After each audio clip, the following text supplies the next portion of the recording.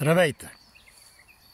Някои наши сънародници побързаха да погребат партиите на Станчо Плевенския Селендур и Наско Барбекюто, защото тези две партии излъгаха много жестоко и коварно избирателите си.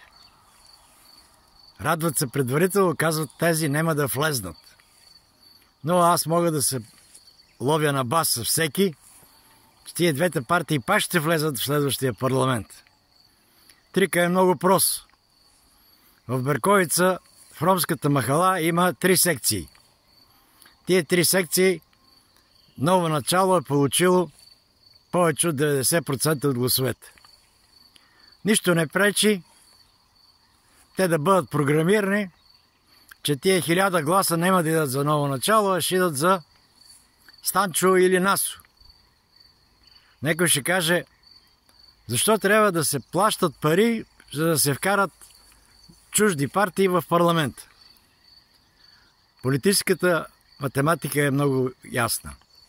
Плащаш за 2, примерно плащаш за 2% или за проценти и нещо, колкото не стигат, а получаваш 4 или 5 или 6%. Та такива ми работи в България. А рано е още да отписаме Наско Скарата и Станчо Плевенския Селендур.